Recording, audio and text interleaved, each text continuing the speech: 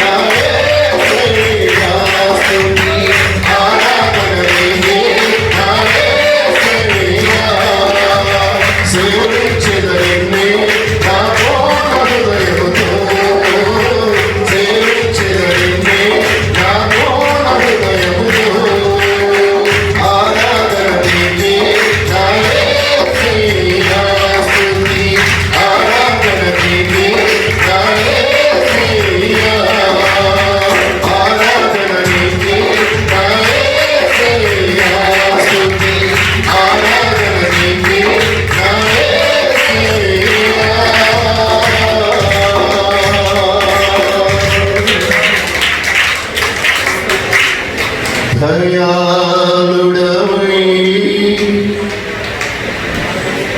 ధారాళముగా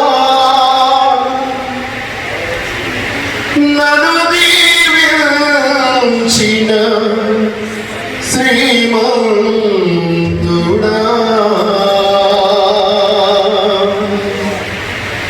ఆరాధన నీకే నా యేసయ్యా స్తుతి ఆరాధన నీకే నా యేసయ్యా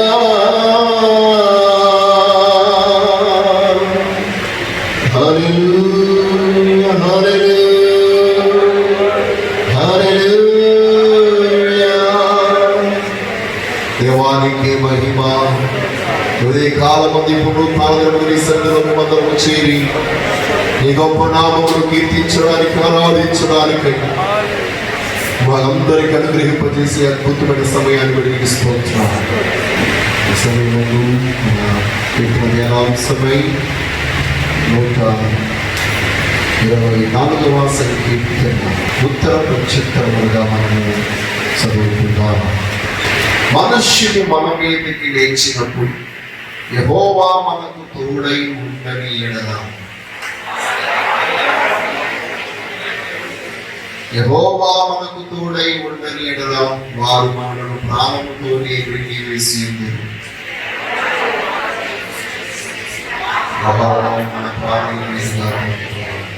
ప్రవాహములై ఘోషించు జలము మన ప్రాణముల మీదుగా పొర్లి పారిండును అని ఇశ్రాయేలీయులు అందురుగా.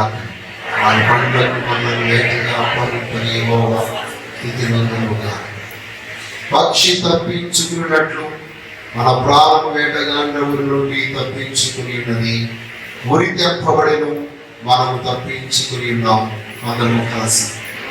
ఆకాశములను సృజించిన యెహోవా నామము వలననే మనకు సహాయము కలుగును. ఆమేన్. హల్లెలూయా. మంచిది సమయంలో కొద్ది నిమిషాలు దేవుని యొక్క మాటలను ఆలకిద్దాం. బిడ్డలారా, ఈ యొక్క కీర్తన భాగంలో మనం చూసినట్లయితే లాస్ట్ 2 చరణాలు మనం చూసినప్పుడు పక్షి తప్పించుకున్నట్లు మన ప్రాణం వేటగాండ్రవుల నుండి తప్పించుకుని ఉన్నది, ఉరి తెప్పబడెను, మనము తప్పించుకుని ఉన్నాం. భూమి ఆకాశములను సృజించిన యెహోవా నామము వలననే మనకు సహాయం కలుగుచున్నది. ఆమేన్. ఈరోజు ఎలాంటి విపత్తులు ఎలాంటి పరిస్థితులు వచ్చినప్పటికీ మనందరినీ బలపరిచి నడిపించి కాపాడి కృప చూపించగలిగేవాడు సర్వశక్తి గల దేవుడు మాత్రమే. ఆ మహాదేవుడు సహాయం చేయకపోతే, ఆ దేవుని యొక్క కృప కాపుదల మనకు లేకపోతే మనం ఏమాత్రము కూడా ఎలాంటి అపాయం నుండి మనము తప్పించుకోవాలి. ఒక విన్నారా, ఒక వ్యక్తి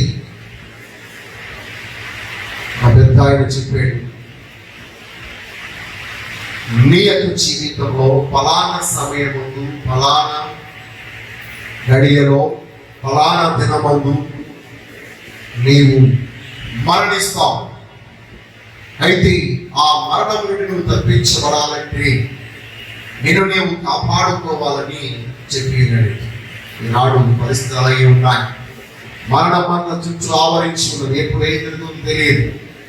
అయితే ఆ యొక్క వ్యక్తి ఆ సమయం రాకముందే, ఆ దినం రాకముందే, ఆ సంవత్సరం రాకముందే, ఆ గడియ రాకముందే తాను ఒక మంచి సమాధిని కట్టుకుని ఆ సమాధిలోకి కూర్చున్నాడట.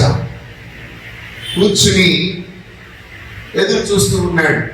ఎందుకంటే నీకు మరణం పాపరూపంలో వస్తుందని చెప్పాడు.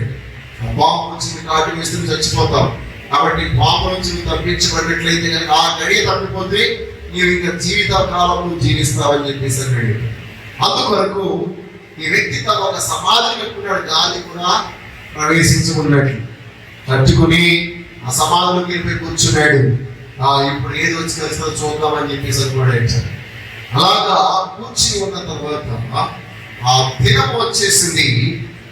అయితే ఆలోచన ఎలా కలుస్తుంది, అసలు బాగా ఎలా ఉందో ఒకసారి చూద్దామని చెప్పేసి మనవాడికి ఆలోచన పుట్టింది. ఆ ఆలోచన పుట్టి అక్కడ ఆ రూమ్ లో చూస్తే తను సమాధి కట్టిన తర్వాత ఒక చిన్న రాయి అక్కడ పడి ఉండడం చూశాడు.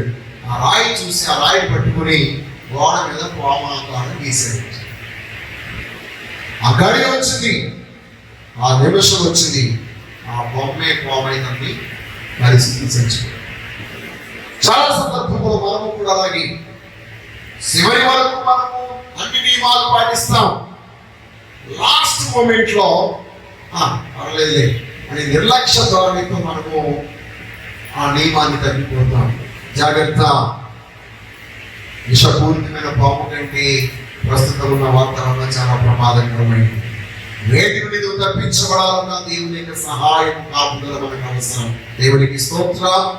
కాబట్టి దేవుడు ఈ రోజు మిమ్మల్ని ఎలాంటి గురువు సాతానుడు ఉండినప్పటికీ వాటన్నిటిలో నుండి తప్పించడానికైనా శక్తివంతుడు, బలవంతుడు కనుక గొప్ప దేవుని యొక్క సహాయం వేడుకుని ముందుకు సాగండి. దేవుని కృపా కాపుదల మీకు నిత్యము తోడైనను గాక. ఆమేన్. ఈ సమయంలో 10 నిమిషాలు దేవుని మాటలను ఆలకిద్దాం. వాక్య ధ్యానాంశమై ప్రకటన గ్రంథం 3వ అధ్యాయం 14వ వచనంలో చదువుకుందాం. ప్రకటన గ్రంథం 3వ అధ్యాయం 14వ వచనం నుండి, లవోదికీయలో ఉన్న సంఘపు దూతకు ఇలాగు వ్రాయుము, ఆమేన్ అనువాడు నమ్మకమైన సత్య సాక్షి, దేవుని దృష్టికి ఆధీనుడైన వాడు చెప్పు సంగతులు ఏమనగా, నీ క్రియలను నేను ఎరుగుదును, నీవు చల్లగానైనను వెచ్చగానైనను లేవు. నీవు చల్లగానైనను వెచ్చగానైనను ఉండిన యెడల నీకు మేలు. నీవు వెచ్చగానైనను చల్లగానైనను ఉండక నులువెచ్చగా ఉన్నావు గనుక నేను నిన్ను నా నోట నుండి ఉమ్మివేయుడు ఉద్దేశించుచున్నాను. నీవు దౌర్భాగ్యుడువును, దిక్కుమాలిన వాడవును, దరిద్రుడువును, గుడ్డివాడవును, దిగంబరుడవునై ఉన్నావని ఎరుగక నేను ధనవంతుడను, ధనవృద్ధి చేసి ఉన్నాను, నాకేమీ పొదుపు లేదని చెప్పుకొనుచున్నావు. నీ ధనవృద్ధి చేసుకున్నట్లు అగ్నిలో కూటము వేయబడిన బంగారము నీ దిశముల సిగ్గు కనబడకున్నట్లు ధరించుకున్నటకు తెల్లని వస్త్రములను నీకు దృష్టి కలుగునట్లు నీ కనులకు కాటుకును నా యొక్క కొనమని నీకు బుద్ధి చెప్పుచున్నాను. చదవబడిన లేఖనంలో దేవుడు మనతో మాట్లాడును గాక. ఆమేన్. ప్రియమైన వాళ్ళంతా, ఈ యొక్క లేఖన భాగమును మనం చూసినట్లయితే ప్రకటన గ్రంథములో 2వ అధ్యాయం నుండి 3వ అధ్యాయం వరకు 2 అధ్యాయాల్లో 7 సంఘముల గురించి వ్రాయబడి ఉన్నది. 7 సంఘములను గురించినటువంటి ప్రత్యక్షత పద్మాసు దీపంలో ఉన్నటువంటి పరిశుద్ధుడైన అపోస్తలుడైన యోహాను పొందుకుని ఉన్నాడు. అయితే ఈ 7 సంఘములు కూడా సార్వత్రిక సంఘముల గురించి మాట్లాడుతున్నాయి. ప్రపంచంలో ఉన్న సంఘములన్నీ దేవుని యొక్క సార్వత్రిక సంఘమై ఉన్నవి. కాబట్టి సార్వత్రిక సంఘములో ఉన్నటువంటి సంగతులన్నిటినీ కూడా ఈ ప్రకటన గ్రంథంలో చెప్పబడింది. ఈ 7 సంఘాలు 7 కాలాలకు సూచనలుగా ఉన్నాయి, 7 యుగాలకు సూచనలుగా ఉన్నాయి. ఉదాహరణకు మనం చూసినట్లయితే ఒక్కొక్క సంఘపు కాలం 300 సంవత్సరాలు, అనగా 7 × 3 3 ఏళ్ళు 21. ఇప్పుడు మనం ఏ శతాబ్దంలో ఉన్నాం? 21వ శతాబ్దంలో ఉన్నాం. దేవునికి స్తోత్రం. కాబట్టి ఈ యొక్క సంఘం అనగా లవోదికీయ సంఘం 21వ శతాబ్ద కాలపు సంఘానికి సూచనగా ఉన్నట్లు మనము చూడగలం. దేవునికి స్తోత్రము కలుగును గాక. కాబట్టి బిడ్డలారా, ఈ యొక్క సంఘముల గురించి చెప్పబడినటువంటి విషయాలన్నీ ప్రస్తుతం ఈ యొక్క ప్రపంచంలో సంఘాలలో ఈ లక్షణాలన్నీ మనం చూడగలుగుతున్నాం. అంత్యకాలమందు సంఘములలోను ఆత్మీయులలోను పరిశుద్ధులలోను కూడా ఆత్మీయ జీవితము సల్లాడిపోయి వారి యొక్క ఆత్మీయ జీవితంలో పెను మార్పులు వస్తూ ఉంటాయి. ఆ వచ్చే మార్పుల గురించి ఇక్కడ ఈ యొక్క లేఖన భాగంలో బహు స్పష్టంగా చెప్పబడుతుంది. నేను ముందుగా చెప్పినట్లు ఈ ప్రస్తుతం మనము లవోదికీయ సంఘ చరిత్ర కాలంలో ఉన్నాం. దేవునికి స్తోత్రం. ఈ కడవరి కాలము, అంత్య కాలంలో మనం ఉన్నాం. అందుకొరకే ఏ సంఘమును గురించి చెప్పని విషయాలు ఈ లవోదికీయ సంఘమును గురించి ఇక్కడ చెప్తున్నాడు. ప్రస్తుత సంఘ కాల పరిస్థితి, ప్రజల్లో ఉన్నటువంటి ఆత్మీయ స్థితి, ఎలాంటి వాతావరణము, ఎలాంటి మార్పు కలిగి ఉన్నదో ఈ లేఖనం మనకి తెలియజేస్తూ ఉన్నది. అయితే ప్రేమిలారా, లవోదికీయలో ఉన్న సంఘపు దూతకు ఇలాగు రాయము అని చెప్తూ, ఆమేన్ అనువాడును, నమ్మకమైన సత్యసాక్షి, దేవుని దృష్టికి ఆదియునైన వాడు చెప్పు సంగతులేవనగా నీ క్రియలను నేను ఎరుగుదును. దేవునికి స్తోత్రం. హల్లెలూయా. బిడ్డలారా, ఈ వాక్య భాగంలో మనం చూసినట్లయితే ఎప్పుడు ఎన్నడూ వినలేటువంటి ఒక అద్భుతమైనటువంటి మాట ఇక్కడ మనం చూస్తున్నాం. ప్రభు అయినటువంటి యేసు క్రీస్తు వారికి ఇక్కడ ఒక గొప్ప పేరు, గొప్ప నామం ఇవ్వబడింది. ఆ ఇవ్వబడమే కాదు, ఆయనే చెప్పుచున్నటువంటి మాట ఆమేన్ అనువాడు. దేవునికి స్తోత్రం. ఆమేన్ అనగా అర్థం ఏంటి?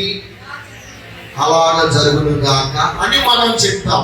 కానీ ఆయన పేరు ఏంటంటే అలాగ జరిగించువాడు. దేవునికి స్తోత్రం. ఎలాగ జరిగించువాడు? దైవ చిత్తములో, దైవ ప్రణాళికలో ఏది జరగాలని ఉన్నదో అలాగున జరిగించువాడు. దేవునికి స్తోత్రం. అంతేకాదు, ఈ యొక్క దినాన మనం పరిశుద్ధ సన్నిధికి వచ్చినటువంటి మనలో ఏ ఒక్కరమైనా సరే మనం ఏమి అడిగినను, ఏమి ప్రార్థించినను, ఏమి మొరపెట్టినను అది దైవ చిత్తానుసారముగా ఉన్నప్పుడు దానికి ఆ యొక్క విషయమునకు, ఆ సంగతికి ఆమేన్ అనువాడు ఆయన. దేవునికి స్తోత్రము కలుగునుగా. నీకు స్వస్థత కావాలని ప్రభువా, నాకు ఆరోగ్యము కావాలని అడిగితే ఆమేన్ అని ఆయన చెప్పాలి.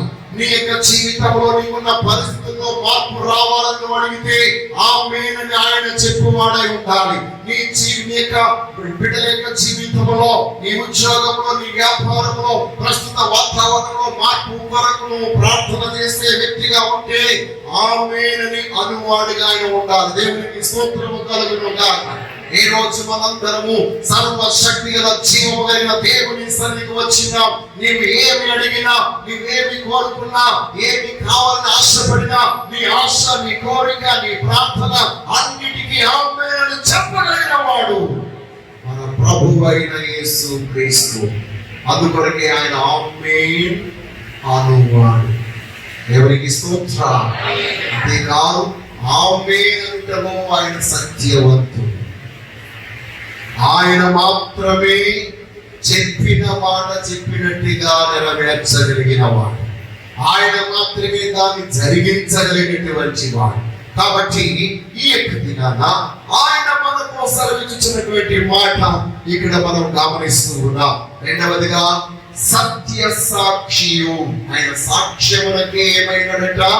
సత్యవంతుడైన వాడు. ఆయన చెప్పిన సాక్ష్యములకు మరొక సాక్ష్యం ఇంకేమీ లేదు. ఈ లోకంలో చాలా సాక్ష్యాలు ఉన్నాయి.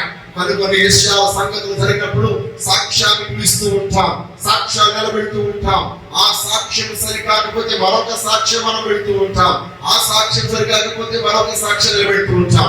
కొందరు సాక్ష్యములకు డబ్బులు ఇచ్చి కొనుక్కుంటూ ఉంటారు, కొందరు ఆస్తులను దానం చేస్తూ ఉంటారు. కానీ ఇక్కడ ఈ సత్య సాక్షి ఎవరి యొక్క లంచములకు అమ్ముడు పోయేవాడు కాదు, ఎవరికి ఆయన దాసోహం అయ్యేవాడు కాదు. ఆయన చెప్పినదే సత్యం. దేవునికి స్తోత్రం.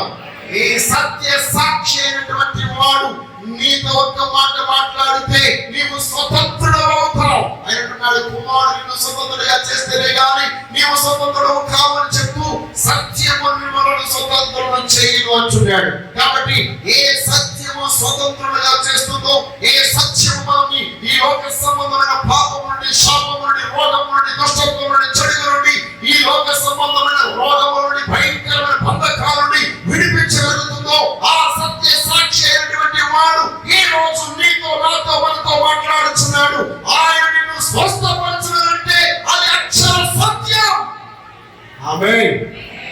నమ్మితే ఆమె చెప్పండి. ఆమెను వాళ్ళందరికీ ఆయన ఆమెను వాడుగా ఉన్నాడు. హల్లెలూయా.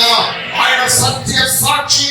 ఆయన సాక్ష్యంలో ఏ విధమైన అబద్ధము లేదు. ఆయన జరుగుతుంది అంటే జరుగుతుంది. నువ్వు చనిపోతావు అంటే చనిపోతావు, బ్రతుకుతావంటే భయంకరమైన అగ్నిలో ఉన్నా నువ్వు బ్రతుకుతావు. ఎంత భయంకరమైన కరోనా వచ్చినా మనం బ్రతుకుతాం. ఎందుకంటే ఆయన చెప్పాడు నువ్వు బ్రతుకుతావు. దేవునికి స్తోత్రం కలుగుతాం. హల్లెలూయా. ఆయన యొక్క సాక్ష్యంలో ఏ మార్పు లేదు. ఆయన చెప్పింది చెప్పినట్టుగా నెరవేర్చేవాడు, జరిగించేవాడు. అందుకొరకైన సత్య సాక్షి అయి ఉన్నాడు. సత్య సాక్షియును దేవుని దృష్టికి, దేవుని సృష్టికి ఆదియునైన వాడు చెప్పు సంగతులేమనగా.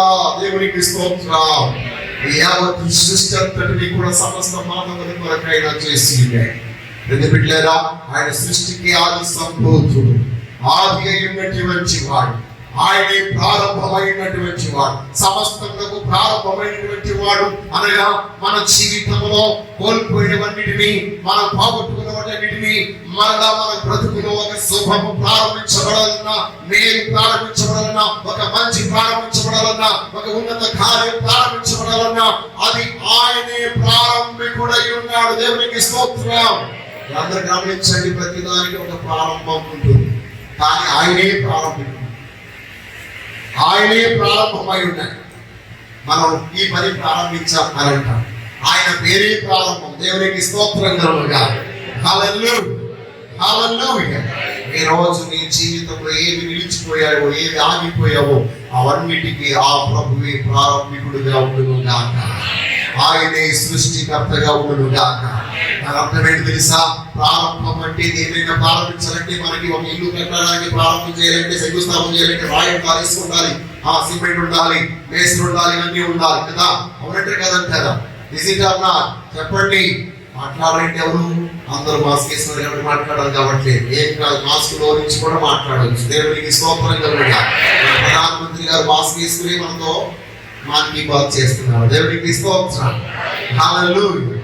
కాబట్టి దినాలతో చెప్పినటువంటి మాట, ఆయనే ప్రారంభికుడు. అంటే ఆయనే ప్రారంభికుడిగా ఉంటే మనం ఏ పని చేస్తే దానికి మెటీరియల్ అవసరం లేదు.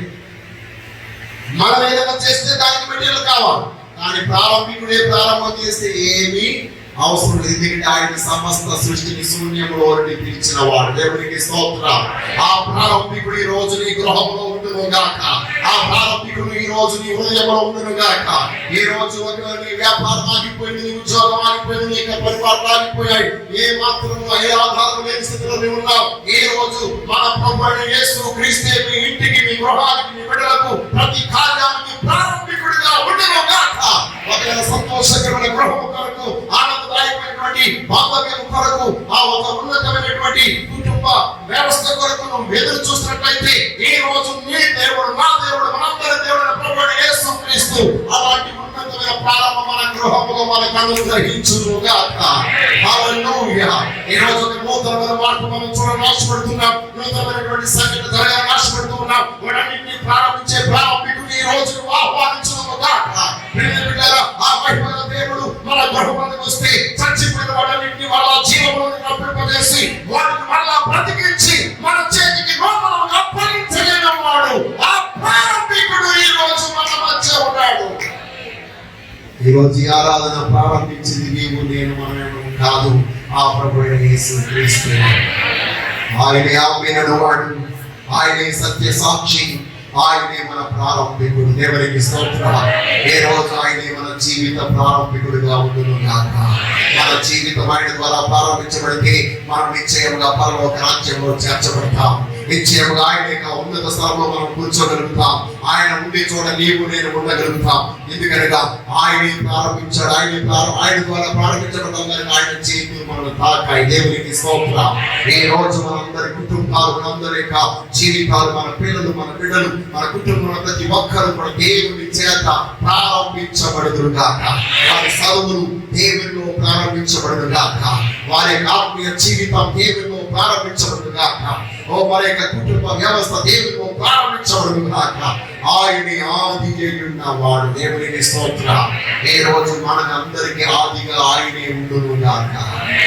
ఆమేన్. హల్లెలూయా. ఆయన చెప్పుచున్న సంగతి,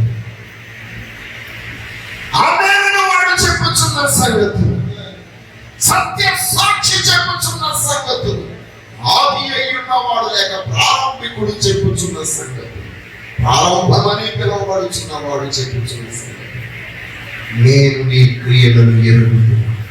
దేవునికి స్తోత్రం. నీ గురించి నాకు తెలియదు, నా గురించి నీకు తెలియదు. మనం 10 రూపాయలు చూస్తాం. ఎవరో చెప్పిన మాట బట్టి వాళ్ళు ఇలాగంట, వీరు ఇలాగంట అంటారు. కానీ అన్ని ఎరిగినటువంటి దేవాది దేవుడు అలాగంట ఇలాగంట అని అన్నాడు. ఆయన అన్ని ఎరిగిన వాడు. నువ్వు ఎలా ఉన్నావో ఇలాగే ఉన్నావని చెప్పువాడు ఆయన. దేవునికి స్తోత్రం. హల్లెలూయా. ఈ లోకంలో మనుషుల గురించి చెప్పడం వరకు సాక్ష్యాలు కావాలి. కానీ ఆయనే సాక్ష్యం. ఆయనే అనువాడైనాడు. ఆయనే ఆమెను వాడిగా ఉన్నాడు. ఆయనే ప్రారంభికుడిగా ఉన్నాడు. ఆయనే ఆ గొప్ప దేవుడి మన స్థితిగతులన్నిటినీ, మన జీవితం అంతటిని ఎరిగిన వాడై ఉన్నాడు. దేవునికి స్తోత్రం. నిన్నెరిగిన దేవుడు, నన్నెరిగిన దేవుడు, మనల్ని ఎరిగిన దేవుడు. ఆయన కేవలం మన స్థితిగతులు ఎరిగిన వాడు మాత్రమే కాదు, మన క్రియలను సహితము ఎరిగిన దేవుడు. దేవునికి స్తోత్రం. ఏంటి క్రియ? క్రియ వేరు, ప్రవర్తన వేరు. ప్రవర్తన అంటే మనలో ఉంది, క్రియ అంటే మన వెలుపల ఉంది. మన మాట అర్థమవుతుందా? ప్రవర్తన మనలో ఉండే, క్రియలు మన వెలుపల మనం చేసే వాటి ద్వారా కనబడే. కొంతమంది ప్రవర్తనలు బయటికి కనబడవు. మీరు లోన కలిగి ఉన్నారు, కానీ పైకి మాత్రం పనులు మాత్రం చూపిస్తున్నారు. ఆ ప్రవర్తన, వైఖరి బయట చూసే వాళ్ళకి కనబడకపోవచ్చు. ఆంతర్యం జరిగిన దేవుడు అన్నిటిని ఏం చేస్తున్నట్టుగా చేస్తున్నాడు. దేవునికి స్తోత్రం. ఈరోజు దేవుడు మన క్రియలను ఎరిగిన వాడై ఉన్నాడు. మన క్రియలు దేవుడి సరిగా ఉండాలి. మన క్రియలు దేవుడి ఎలా ఉన్నాయి ఈరోజు? అంటాడు కదా, నీ చల్లగానైనను వెచ్చగానైనను లేవు. నీవు చల్లగానైనను వెచ్చగానైనను ఉండిన మేలు. మనం ఎలా ఉన్నాం? చల్లగా ఉన్నామా? వెచ్చగా ఉన్నామా? జీవముగల దేవుని యొక్క సంఘమా? జీవముగల దేవుని సంఘంలో ఉన్నామని చెప్పుకునే వాళ్ళగా ఈ రోజు నీ క్రియలు ఎలా ఉన్నాయి? వెచ్చగా ఉన్నాయా? చల్లగా ఉన్నాయి. చల్లగా ఉండి చచ్చిపోయేవాళ్ళన్నమాట. మహావేడికి కూడా చచ్చిపోతాం. ఈ టెంపరేచర్ 98 కంటే తక్కువ ఉన్నా చచ్చిపోయింటే, 98 కంటే ఎక్కువ ఉండి, ఉదాహరణ 105, 106 వచ్చింది అనుకోండి, మీరు 6 అడుగులు బాక్స్లో పెట్టుకోండి. దేవుడికి స్తోత్రం. హల్లెలూయా. మన బాడీ 104 తక్కువగా 105 వచ్చినప్పటికీ తడికొట్లు, ఐస్ కొట్లు అన్ని నెత్తి మీద వచ్చేయాలి. అవునంటే కదండి. ఇంకా దాన్ని ఎవరు కంట్రోల్ చేయలేదు. ఈరోజు మీద చెప్తున్నారు, సర్వశక్తి కలిగిన దేవుడు బాహ్య సంబంధమైన వేడి యొక్క టెంపరేచర్ని అడగట్లేదు. భౌతికంగా ఈనాడు మనందరికి టెంపరేచర్ చూసే విషయాలు వచ్చాయి. అవి చూసుకోవాలి, లేకపోతే వారికి రానివ్వట్లేదు. దేవుడు అప్పుడు పరలోకంలో మీరు ప్రవేశించాలంటే ఆయన ఏ టెంపరేచర్ చూస్తారో చూడండి. అవునంటే కదండి. ఎప్పుడైనా అంతగా మనం ధర్మాలను స్కేల్ పెట్టుకుని అవన్నీ కూడా మనము చెక్ చేయించుకుని చర్చిలో అడుగు పెడతామని మీ జీవితంలో ఎప్పుడైనా అనుకున్నారా? కలలోనైనా మనం అనుకోలేదు. ఏదో జరుగుతుంది కదా అంటే భౌతికంగా ఇక్కడ ఇలా జరిగితే ఆ మహాదేవుడు ఆయన మనకంటే ముందు కానీ 1000 సంవత్సరాల ముందే అంటున్నాడు, వెచ్చగానైనా లేవు, చల్లగానైనా లేవు. ఆయన మనం పుట్టక ముందే మన టెంపరేచర్ చూశాడు ఆయన. దేవునికి స్తోత్రం కలుగుగా.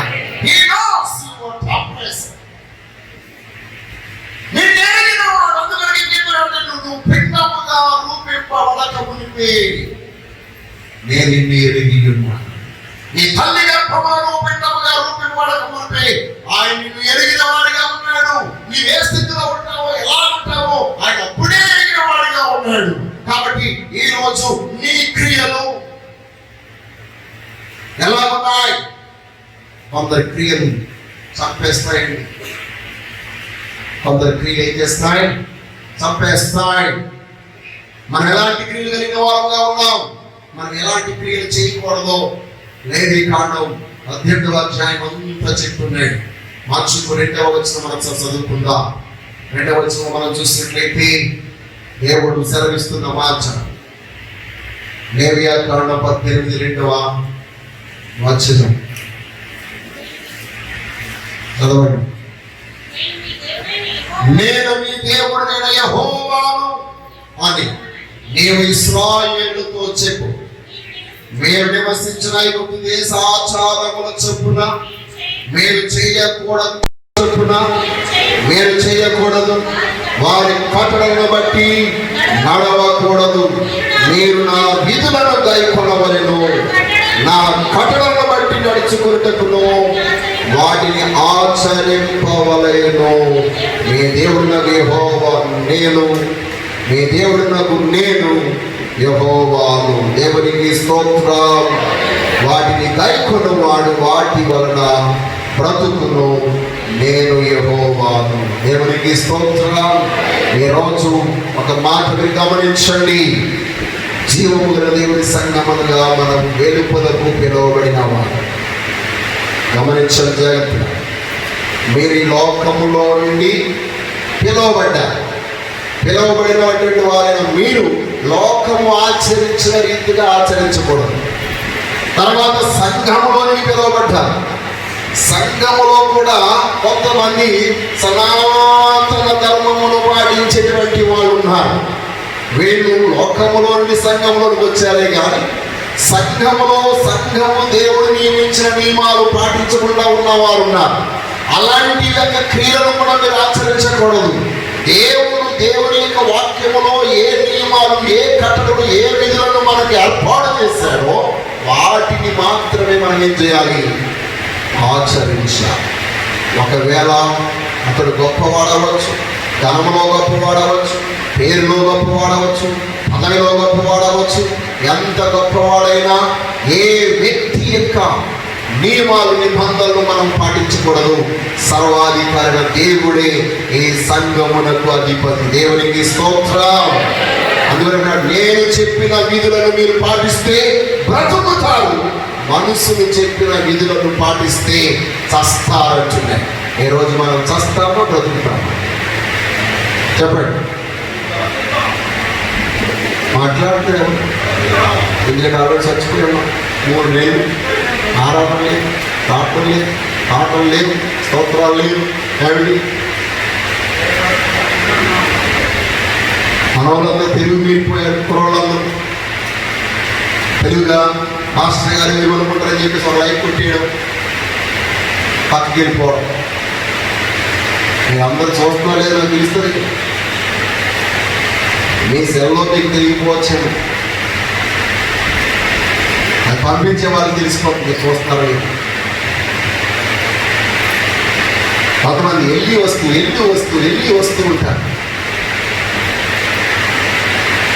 దేవుని యొక్క స్కాన్లో ఎవరు తప్పించుకోలేదు. దేవునికి స్తోత్రం. ఏ రోజు మాట చెప్తున్నా, మన క్రియలు ఎదుటి వ్యక్తిని చంపేయంగా ఉండకూడదు. మీకు ఉదాహరణ మాట చెప్తాను. హేరోదియ తన కుమార్తె నాట్యం చేయించి యోహాను యొక్క తలను నరికించేసి, యోహాను ఎవరు? మండుచున్న దీపం, ప్రకాశించుచున్న దీపం, ప్రకాశించుచున్న దీపం. ఈరోజు మనందరం మండుచుండేవారుగా ఉండాలి. అందుకొరకే యోహానును హేరోదియ చంపించి పల్లెములో తన తలకాయ పెట్టి తెచ్చుకొని ఎదురుగుండా ఒకవేళ కాలుతో తన్ని ఉండొచ్చు. నన్ను ఇలాగంటారా? కానీ వాళ్ళు ఇప్పటి వరకు ఏలియా బ్రతికే ఉన్నాడని వారు నమ్ముతున్నారు. దేవునికి స్తోత్రం. యేసు ప్రభు వస్తే మళ్ళా ఏలియా వచ్చేసాడు, అప్పుడు ఏమేమి ఉంటుందంటారు? అండర్ గ్రౌండ్ లో వెళ్ళిపోయింది. దేవునికి స్తోత్రం. పెద్ద పిల్లారా, ఏలియా ఆత్మ కలిగినవాడు యోహాను అంటే మండేవాడు, మండించేవాడు. మండేవారికి చావు లేదు. దేవునికి స్తోత్రం. హల్లెలూయా. అందరూ మనం చంపేసామనుకుంటారు, కానీ నువ్వు మండుచు అభిషేకంలో నింపబడిన వ్యక్తిగా ఉండి ఆ వ్యక్తిని ఎవ్వరు వారి మాటలు బట్టి, వారి క్రియలను బట్టి, వారి యొక్క చేష్టలు బట్టి, వాళ్ళ దగ్గర ఒకవేళ రకరకాల నిందలు అవమానాలు బట్టి నిన్ను చంపేసామనుకుంటున్నారేమో వాళ్ళు ఎవరు నిన్ను చంపలేరు. దేవుని అగ్నించాలి, దేవుని ఆత్మచేతను మండించబడు. భర్త ప్రవర్తన, నీ భార్య ప్రవర్తన, నీ కోడలి ప్రవర్తన, నీ అత్త ప్రవర్తన, మామగారి ప్రవర్తన, మేనల్లి ప్రవర్తన, ఎవరి ప్రవర్తన నీ యొక్క నేను చల్లార్చలేవు. దేవుని యొక్క ఆత్మచేత మీరు మండించబడుతురుగాక. హల్లెలూయా. ఈ రోజు ఎలాగున్నారు? వేడిగా ఉన్నారా? చల్లగా ఉన్నారా? చెప్పండి, ఎలా ఉన్నారు? ప్రస్తుతం మీరు ఇప్పుడే కదా చెప్పారు, నెక్స్ట్ వీక్ మేము వేడవుదాము, చల్లబడతామని చెప్పామంటారా? చెప్పినారా? దేవుడు మీతో మాట్లాడుచున్నాడు. దేవునికి స్తోత్రం. ఎలాంటి వాతావరణం వచ్చినా, ఎలాంటి పరిస్థితులు వచ్చినా మనలో ఉన్న అగ్ని ఆరిపోకూడదు. మీ ఎదుటి అందరూ చిచ్చి అని ఉప్పు వేసిన మీలో ఉన్న ఆత్మాభిషేకం చల్లారిపోకూడదు.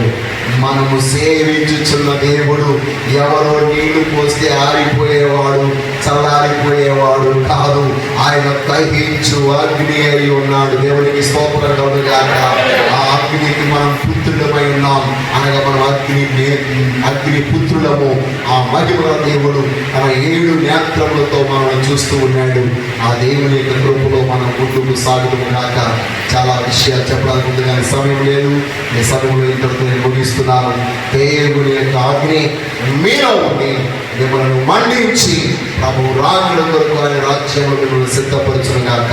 అలాగే మీరు సిద్ధపడినప్పుడు ఎలాగ కుర్చీలో కూర్చున్నారో ఆయన అంటాడు, జయించిన వాడిని నా కుర్చీలో కూర్చోబెడతాం. దేవునికి స్తోత్రం. ఇది నవోదయ సంఘాన్ని గురించి చెప్తున్న మాట. ఏ సంఘానికి అలా చెప్పలేదు.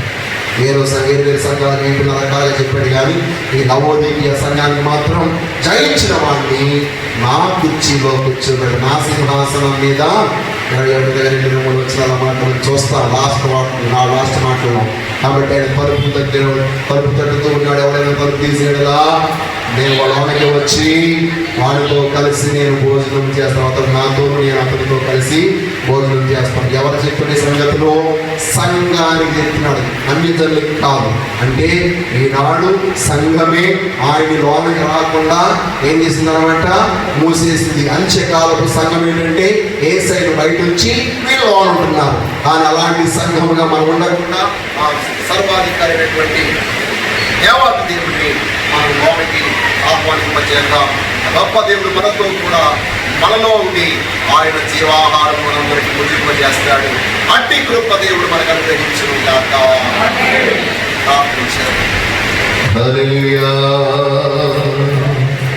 మహానుడ పరిశుద్ధ ప్రేమ మన ప్రభావం ప్రభావిస్తున్నానికి సమయాలు ఆరాధనకి సమయాన్ని పట్టిస్తూ ఆరాధన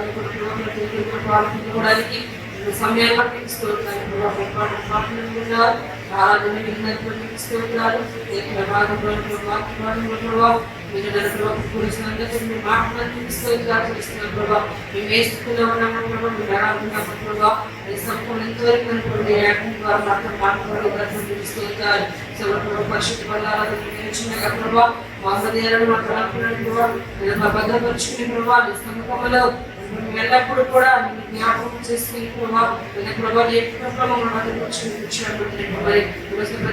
జ్ఞాపకం చేసుకుని దయచేయమని వేస్తున్నామని ప్రార్థించి పెట్టుకుంటున్నాం. మా పరమ తండ్రి.